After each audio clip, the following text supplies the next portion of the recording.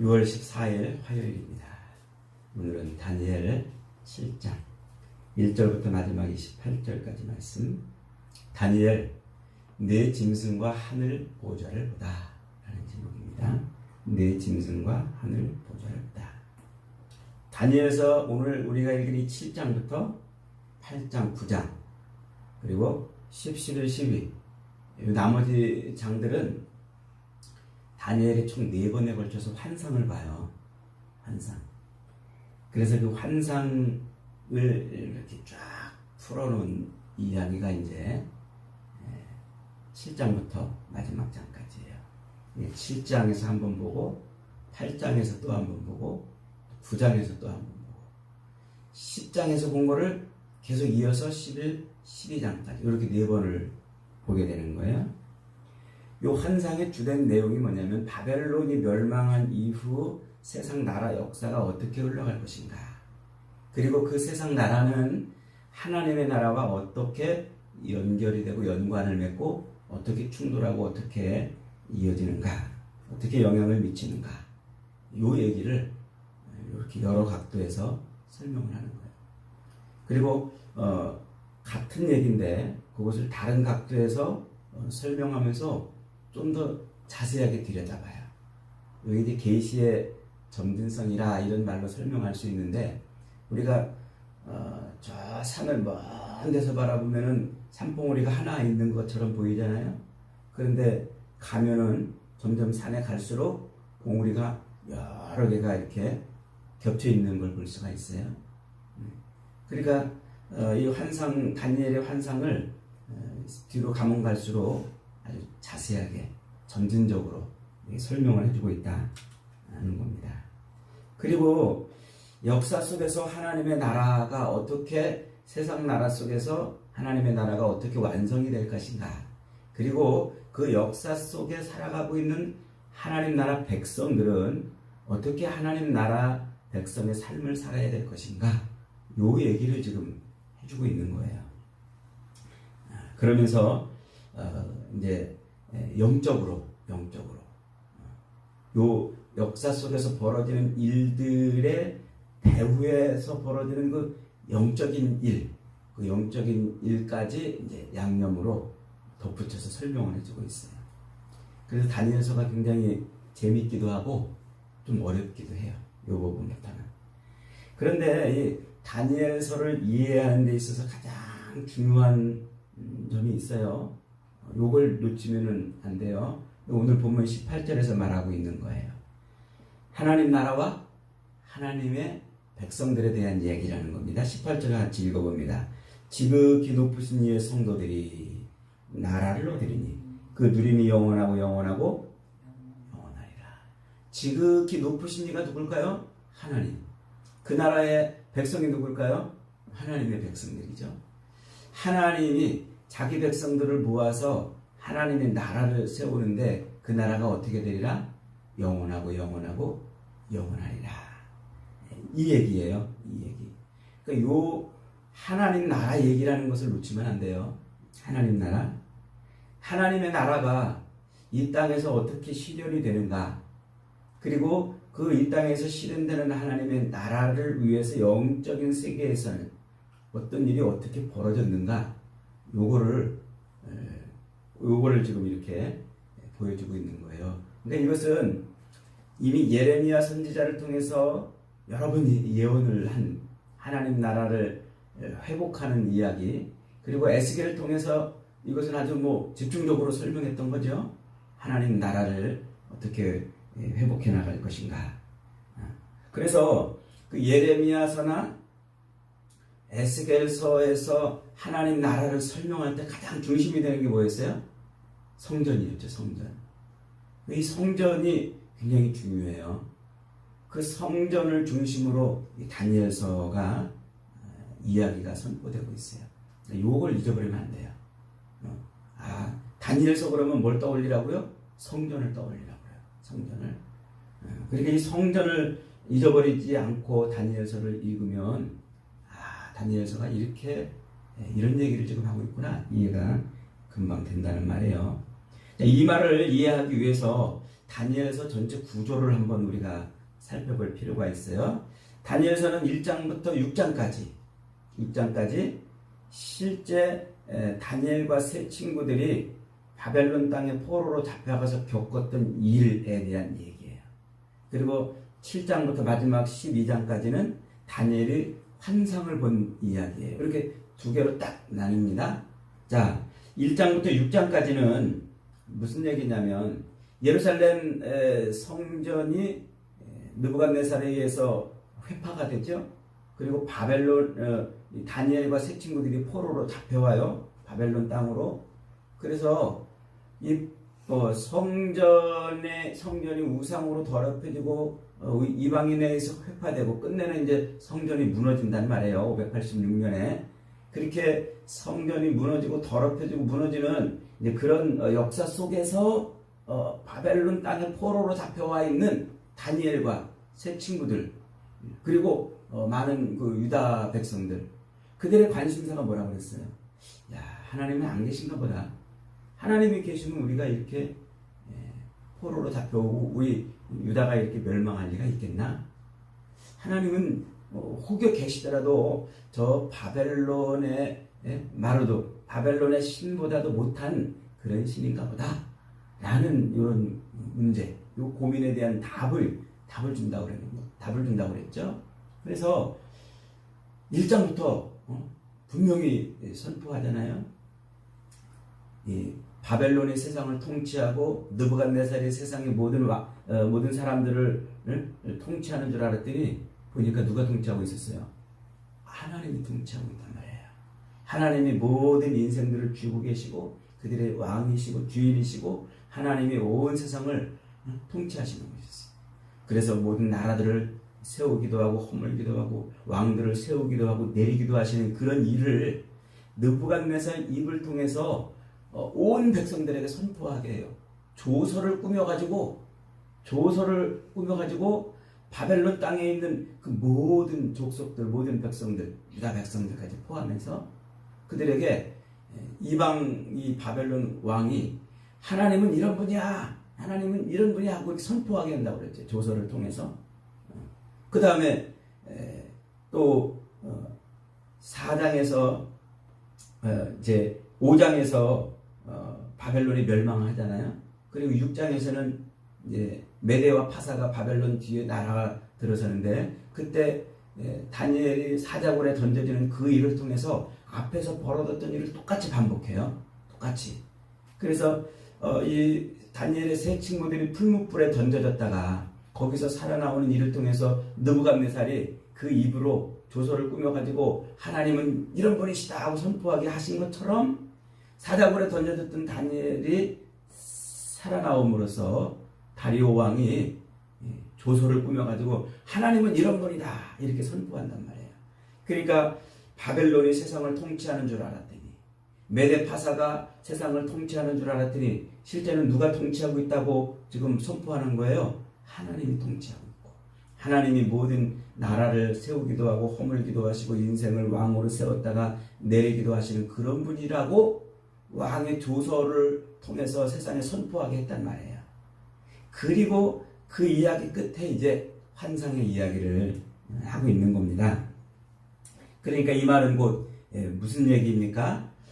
하나님이 세상을 통치하시는 분이시고 하나님이 자기 백성들을 책임지시는 분이시다 하는 그 얘기를 지금 예루살렘 성전이 허물어진 다음에 유다 백성들에게 포로로 잡혀와 있는 유다 백성들에게 말해주고 싶은 이야기예요. 그리고 7장부터는 이제 환상을 통해서 그 백성들, 포로로 잡혀왔던 그 백성들을 하나님이 어떻게 다루시고 자기 백성들을 통해서 하나님의 나라를 어떻게 세워갈 것인가 하는 얘기를 해주는 거예요. 그래서 이제 이 메데파사가 바벨론을 정복한 다음에 새 나라로 들어섰잖아요. 그리고서 제일 먼저 선포되는 것이 뭐냐면 고레스 칙령이에요. 이 고레스가 유다 백성들에게 야 너네들 유다 백성들은 다 예루살렘으로 돌아가라. 돌아가서 뭐해라? 성전을 재건하라. 고레스 칙령을 내린단 말이에요. 그래서 세 번에 걸쳐서 유다 백성들이 돌아와서 예루살렘 성전을 세우죠. 그게 스룹바벨 성전이에요. 그렇게 성전을 다시 재건하라는 고레스의 칙령으로부터 시작이 돼가지고 나중에 성전이 어떻게 회파되는지 그 이야기를 아주 자세하게 설명해요. 성전이 회파되는 이야기, 누구 때문에, 무엇 때문에 성전이 어떻게 회파되는지, 그러다가 그 성전이 회파되는 그 일을 나중에 어떻게 회복하는지, 여기까지가 다니엘서 이야기예요. 요 구조, 성전을 재건하라 하는 요 고레스 칙령으로부터 해서 성전이 아주 이방인의 어떤 왕에게 짓밟혀가지고 더럽혀지고 무너지고 이러다가 다시 그 성전을 되찾는단 말이에요. 그 이야기가 다니엘서의 전체 이야기예요. 요걸 이해하는 게 다니엘서를 이해하는 아주 핵심이에요. 요걸 놓치면 안 돼요. 그런 관점으로 이 다니엘서를 가만히 들여다보면 예루살렘 멸망으로부터 다시 세워지는 예루살렘 성전, 이 고레스 칙령으로 수룹바벨 성전이 다시 세워지죠. 그 수룹바벨 성전이 다시 세워졌다가 이 BC 167년부터 안티오코스 4세에 의해서 성전이 더럽혀지는 그런 순환을 한때 주때 반때 지내다가 마카비 왕조가 그 성전을 탈환해서 회복한단 말이에요. 요 그림, 요게 바로 다니엘서의 그림이에요. 여기까지를 뭐라고 표현하냐면 우리는 흔히 중간기라 이렇게 말해요. 중간기. 그러니까 중간기는 언제부터냐면 이제 이 예루살렘으로 너희들 돌아가라 하는 고레스 칙령이 나와가지고 백성들이 돌아오죠. 돌아와서 성전을 세우는데 그 성전을 세우면서 이제 그때 누가 마지막으로 하나님의 말씀을 외치냐면 학개, 스가랴, 말라기가 돌아와가지고 외쳐요. 그 말라기 선지자가 맨 마지막 선지자예요. 그 말라기 선지자가 성전이 완공되면서 하나님의 말씀을 외칩니다. 그리고 말라기 선지자 이후로는 선지자들이 등장하지 않아요. 언제까지? 세례 요한이 등장할 때까지, 마태복음이 시작될 때까지. 요 기간 한 400여 년쯤 되는데 요 기간을 중간기라 이렇게 말한단 말이에요. 그 중간기 동안에 일어나는 일이 바로 다니엘서의 이야기예요. 그러니까 우리들은 그 중간기에 무슨 일이 어떻게 벌어졌는지 잘 몰라요. 누구만 알아요? 이스라엘 백성들은 알아요. 그 중간기 동안에 이스라엘은 자기 나라 역사를 실제로 살았으니까 말이죠. 그 실제로 살은 그 역사 이야기를 다니엘이 예언해가지고 그 역사 이야기를 설명해 주는 거예요. 그래서 이 400년 중간기 동안에 이스라엘 역사는 수룹바벨 성전이 세워졌는데 그 중간기 끝자락에 가서 다른 왕이 그 성전을 더럽히고 성전을 무너뜨리고 제사를 폐하고 백성들을 제사 드리는 백성들을 죽이는 그런 일들이 벌어지다가 다시 성전을 마카비 왕조에 의해서 성전이 다시 탈환되는 회복되는 요 역사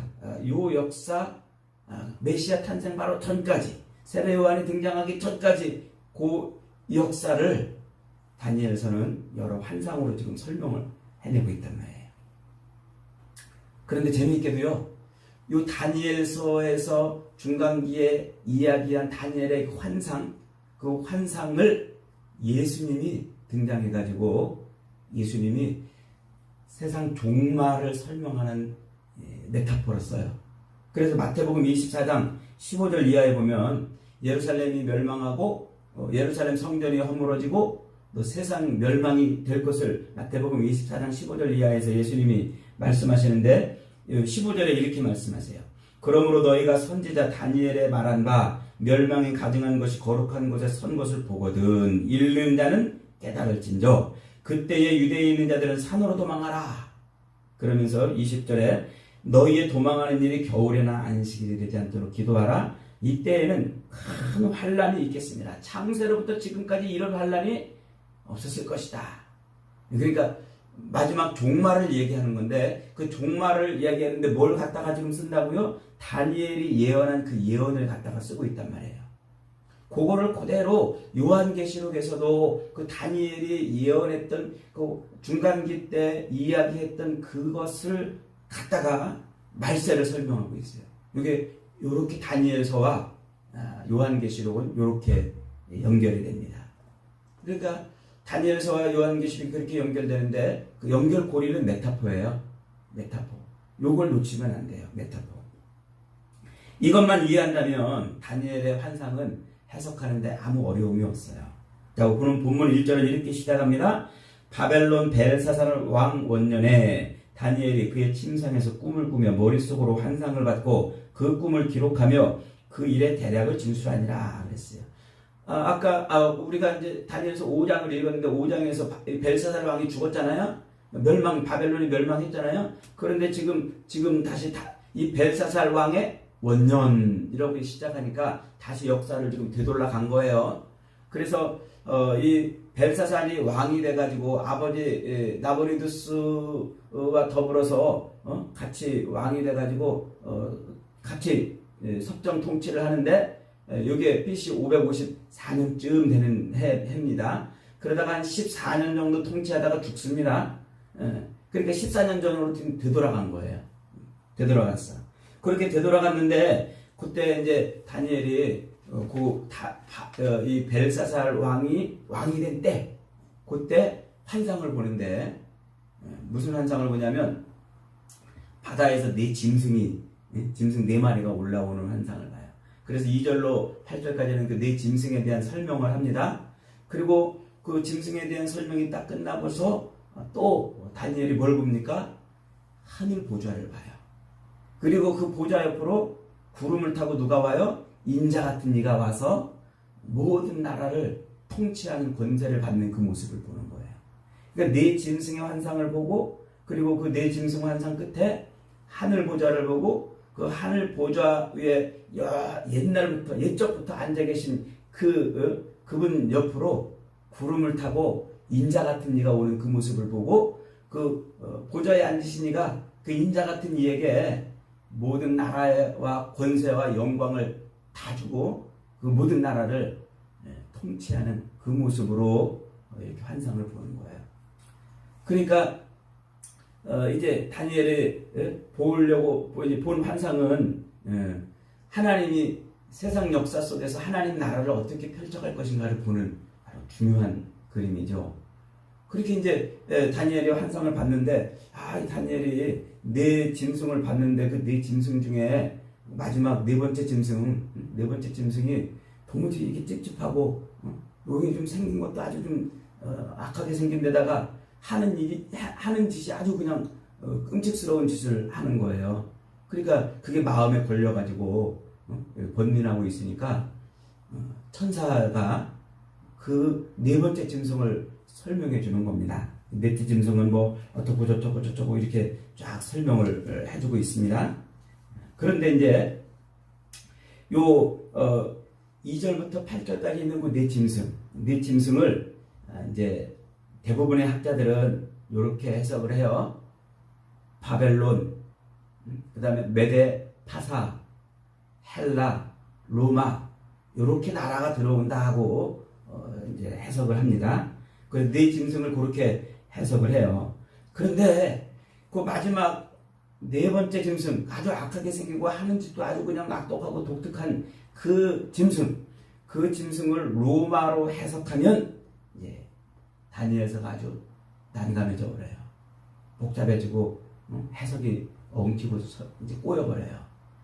그리고 이것을 로마로 해석해버리면 요한계시록까지 해석이 나뉘어져 버려요. 앞에서 말씀드린 것처럼 다니엘의 환상은 언제부터 언제까지라고요? 성전을 재건하라는 그 명령이 내려진 때부터 예루살렘 성전 다시 세워진 그 수룹바벨 성전을 마카비 왕조가 탈환하는 이때까지 이 중간기라고 그랬잖아요. 그러니까 이것을 중간기를 넘어서서 로마까지로 연결해 버리면 이 다니엘서는 해석이 난감해져 버린단 말이에요. 그래서 이 로마는 중간기 이후에 이스라엘과 관계를 맺는데 그것을 여기다 갖다가 끌어넣어가지고 4번째 짐승으로 억지로 해석을 하면 뭐가 해석이 안 되냐면 다니엘서의 뒤에 나오는 70일에 70 이제 다니엘이 이렇게 예루살렘 멸망을 예언한 예레미야의 그 책을 이제 읽고서는 이제 하나님 우리가 70년 만에 다시 돌아온다고 그러지 않았습니까? 하고 기도하는데 마지막 그 세상 종말에 관한 70일에 대한 이야기를 해줘요. 70일에. 그 70일에를 해석을 해야 되는데 로마를 갖다 놓으면 이게 해석이 안 돼요. 그래가지고 세대주의자들이나 저 신천지나 혹은 또 이단들 이 계시록을 막 이상하게 해석하고 무섭게 해석하는 그런 이단들은 요 70일에가 해석이 안 되니까 69일에까지는 로마 예수님의 그 십자가 죽으심 모르고 그리고 예루살렘 성전이 로마 티토스 장군에 의해서 멸망한 것으로 그렇게 69일에까지는 해석해요. 그리고 70일인데 마지막 한일회가 남았잖아요. 그 한일회를 똑 떼가지고 쫙 계시록에 갖다 붙여요. 종말에 일어날 일이라고 그러는 거예요. 그래서 계시록에다 그 한일회를 똑 떼가지고 그걸 가지고 7년 대환란이니 뭐 아마겟돈 전쟁이니 뭐 한때 그때 밭때 그 환란이니 뭐 이렇게 이제 갖다가 설명을 해버려요. 그러면 왜 그게 69일에까지는 역사 속에서 성취되었고 왜 한일회가 똑 떨어져가지고 저 뒤에 가서 설명이 되는지를 이걸 아무도 설명을 못해요. 제가 세대주의 신학자들하고도 얘기해봤어요. 이 설명이 안 돼요. 이걸 로마로 갖다 해석해 놓으니까 그런 거죠. 그러니까 이 전제를 잘못해가지고 그렇게 해석이 되는 거예요. 이 부분에서 이 네 짐승은요, 이 앞에서 2장 느부갓네살이 본 그 금신상의 그 네 모습, 그 모습과 요 7장은 연결이 됩니다. 연결이 돼서 네 짐승으로 표현이 되는데 네 나라를 의미해요. 요 네 나라가 바벨론, 그리고 메데, 그리고 페르시아, 그리고 헬라 이렇게 봐야 돼요. 그래야 70일에가 해석이 돼요. 요 메데파사를 한 나라로 묶는 게 아니라 두 나라로 떼어서 놓고 뒤에 로마가 붙는 게 아니라 떨어져야 이렇게 해야 제대로 해석이 된다는 말이죠. 그러니까 우리가 다니엘서 네 짐승을 볼 때 이게 역사적으로 이렇게 가만히 보면 우리는 지금 이 로마 시대까지 다 지난 요 시대에 저 다니엘을 해석하니까 그 지나온 역사들을 보니까 갖다 꽤 맞출 수가 있는 거예요. 이게 이렇구나 하고 갖다 꽤 맞출 수 있는데 지금 다니엘은 아직 오지 않은 역사를 지금 설명하고 있는 거예요. 우리 관점으로 이것을 해석하면 해석이 안 됐단 말이에요. 다니엘의 시각에서 해석을 해야 된다는 말이죠. 그러니까 우리 관점으로 보면은 이거 네 짐승, 네 나라가 그 바벨론, 메데파사, 헬라, 로마 이렇게 딱 보여져요. 그래가지고 이게 로마가 예수님을 십자가에 못 박아 죽이고 그러니까 이제 또 기독교인을 핍박하고 그러니까 그걸 말하는 것이구나 이렇게 딱 해석하기가 너무 좋아지죠. 그래가지고 더군다나 오늘 여기 본문에서 이제 한때 두때 반때까지 그렇게 고통을 당하리라 하니까 이게 요한계시록하고 딱 찰떡같이 연결이 돼가지고 그렇게 해석을 하는데 이 해석은 오히려 우리로 하여금 더 헷갈리게 하고 진짜 해석이 안 되는 해석을 그냥 믿으라고 강요하는 해석밖에는 안 되는 거예요. 그러니까 네 나라를 어떻게 본다고요? 바벨론, 메데, 파사, 헬라 이렇게 봐야 해석이 된다는 얘기를 잊어버리면 안 돼요.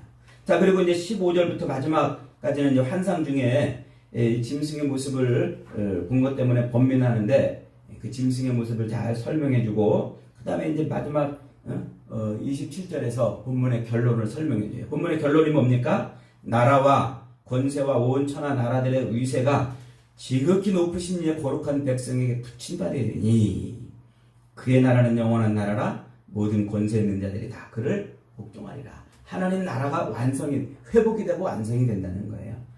바벨론 멸망 뒤에 세워지는 나라들이 짐승처럼 그렇게 집요하게 하나님의 나라를 무섭고 잔인하게 공격하지만 하나님을 그렇게 대적하지만 하나님 나라는 견고하게 세워지고 완성될 것이라는 거예요. 특히 13절, 14절에 있는 말씀처럼 내가 또 밤에 환상 중에 보니 인자 같은 이가 하늘 구름을 타고 와서 옛적부터 항상 계신 이에게 나아가 그 앞으로 인도되매 그에게 권세와 영광과 나라를 주고 모든 백성과 나라들과 다른 언어를 말하는 모든 자들이 그를 섬기게 하였으니 그의 권세는 소멸되지 아니하는 영원한 권세요 그의 나라는 멸망하지 아니할 것이라. 이게 지금 이 다니엘서를 통해서 말하고 싶은 거예요. 다니엘서 이 환상이 말하는 결론이 그거예요. 하나님 나라가 회복되고 영원하고 그 모든 통치 앞에 모든 백성이 무릎 꿇고 하나님이 세상 나라를 심판하신다 하는 거예요. 이 그림을 제대로 이해할 때 우리는 이 다니엘서를 이해하고 또 요한계시록을 이해할 수가 있어요. 이 요한계시록하고 다니엘을 섞어가지고 짜집기 해가지고 갖다 붙여놓으니까 두 개가 다 해석이 안 되고 이해가 안 되는 거죠. 그러니까 이게 우리가 이것을 해석할 때 가장 중요한 것이 뭐냐면 구약은 신약을 만들어내기 위한 아주 중요한 모형론으로 이렇게 이해를 한단 말이에요. 그러니까 이스라엘이 아브라함이 하나님께서 아브라함에게 하나님의 나라를 주시잖아요. 가나안 땅을 주잖아요. 그런데 그 가나안 아브라함에게 준 그 가나안 땅은 실제 뭘 예표하고 있는 거예요? 하나님 나라를 예표하고 있는 거란 말이에요. 그런데 아브라함은 실제 역사 속에서 그 땅을 얻었어요. 그런데 그 땅을 얻는데 하나님 이 영적인 관점에서는 하나님 나라를 얻은 것이란 말이죠.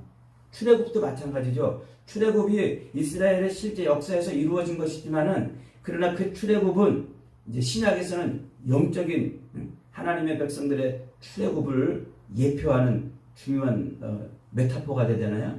어린 양도 마찬가지예요. 예수님을 어린 양이라고 표현하잖아요. 그런데 그 어린 양이 구약에서 아주 중요하게 우리의 죄를 대신해서 죽어주는 어린 양으로 그렇게 그려진단 말이에요. 그 메타포를 갖다 쓰는데 요 다니엘서를 로마를 갖다가 딱 집어넣는 순간 그 메타포가 완전히 다 깨지고 이 타이폴로지 이 모형론이 완전히 깨지고 이 성경이 막 이상하게 꼬여버리는 그런 어처구니없는 일이 벌어지는 거예요. 자세한 이야기는 다음 장부터 더 설명합니다. 그래서 영상으로 혹시 이 강의를 설교를 들으시는 분도 꼭 홈페이지 들어와 가지고 글로 묵상하기도 같이 묵상을 해야 좋을 것 같다는 생각이 됩니다. 여러분, 세상이 아무리 포악해도 하나님 나라는 완전히 섭니다. 세상의 통치자는 누구라고요? 하나님. 지금도 하나님은 우리의 왕이 되시고 통치자 되시고 세상 모든 만물을 당신이 하고 싶은 뜻대로 주물러 가지고 이루어 가시는 거예요. 세상 역사는 어쩌다 이루어지는 일이 없어요. 우연히 벌어지는 일이 없어요. 하나님의 뜻 가운데서 하나님의 나라를 완전히 성취하기 위한 그런 역사가 이루어지는 것입니다. 그러므로 여러분, 주님이 다시 오셔서 세상을 심판하시고 하나님의 나라가 이루어지리라는 이 말을 농담처럼 들으면 안 돼요. 우리는 하나님의 나라를 소망하고 바라보고 그리고 지금도 하나님의 통치를 우리가 인정하며 그분의 주권을 고백하며 살아야 됩니다. 그것이 다니엘이 말하고 싶은 것이고 성경이 우리에게 말하고 싶은 것이고 오늘 우리가 붙들고 살아야 될 믿음입니다. 그런 믿음으로 사는 저와 여러분 되시기를 주님의 이름으로 축복합니다.